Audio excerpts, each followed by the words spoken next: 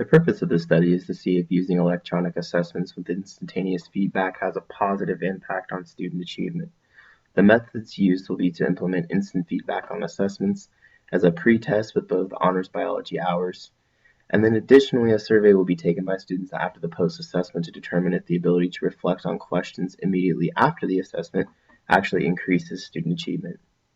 The results will be assessed on student achievement and specifically percentage of growth. Due to the instantaneous nature of the results, students can reflect on their learning, thus developing an intrinsic learner. First hour students will serve as the experimental group and will receive electronic assessments, while fifth hour will be the control group and will be assessed by traditional paper-based testing methods. Additionally, the non-equivalent control group design was utilized, which is where you have two groups. One group is the experimental group, which is given the treatment. In this case, it's the electronic assessments with instantaneous feedback. The other group is the control group. They will not receive any treatment, and they will be given traditional paper-based methods of testing.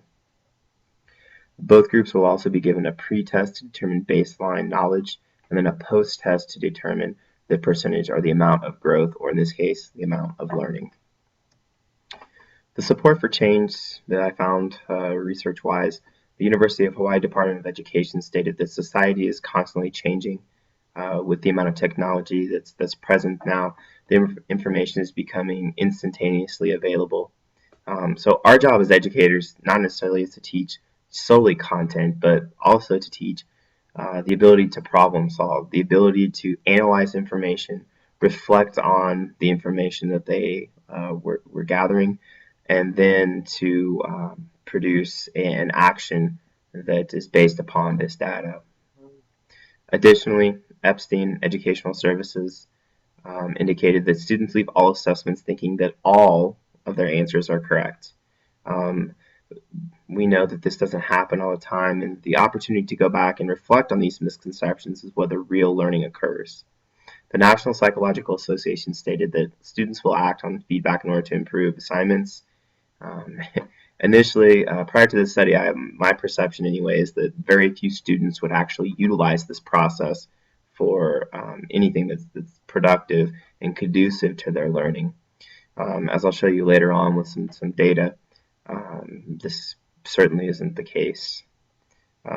Also, this provides an opportunity, the electronic feedback in particular, provides an opportunity for enhanced reflective teaching, which is a best practice strategy. So your ability to go back in and immediately reflect on, did your students learn the desired content? Do I need to go back and reteach, or is it okay to move on to the next unit or topic?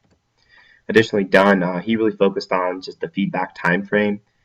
Basically decided that 24 hours is the best window in order for students to utilize this feedback and have a positive impact on their learning.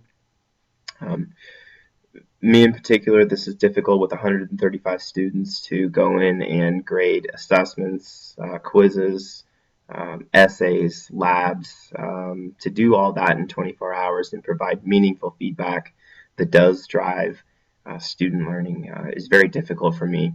The electronic feedback that's instantaneous really allows for immediate review, both of students for their own purposes and then also for mine. As I said before, a reflective teacher, as a reflective teacher, going back and immediately knowing what hour gets it, what students in that hour get it, or don't get it, allows me to either move on to the next topic if they do get it, or do I need to reteach as a whole class? Do I need to find individuals to come in to get additional help? So it works for both ways as well. The quality assurance by LAE, it's really just verification that all students understand and they are succeeding versus some get it, some don't, and we move on. It does provide an opportunity for review and reteaching, and also for student relearning. Henderson stated that students make mistakes and simply move on, and the follow-up piece is kind of the missing link at this point. This immediate feedback does provide an opportunity for instantaneous follow-up, and it also hopefully drives students to direct their learning and follow up on areas that they are deficient at. The learning by doing and reflecting, essentially this is We're going to learn from events that already occurred. We're going to reflect on those, and we're going to transfer this into something that makes sense for us. I kind of view this as watching film in sports. We're going to see what we did well and then see things that we need to work on in order to have the end result that we're desiring. Data collection plan, we have two groups, an experimental group which receives electronic assessments with immediate feedback. The control group, they receive traditional paper-based assessments. The feedback's within 48 hours as well. Materials is a pre-test and a post-test. The computers will utilize testmoz.com, and we'll also use a survey via SurveyMonkey as well. Procedure to collect this data, we're going to have a pre-test to get baseline knowledge, bi-weekly quizzes to see do the students reflect on their learning, and are we kind of chunking this information in conducive amounts to enhance student learning. And then also feedback is going to be provided on both, whether it be via paper-based and me writing on it, or the computer going ahead and showing them the correct answers. The post-test is where we will see the percentage of growth, and then also we'll look at a survey as well.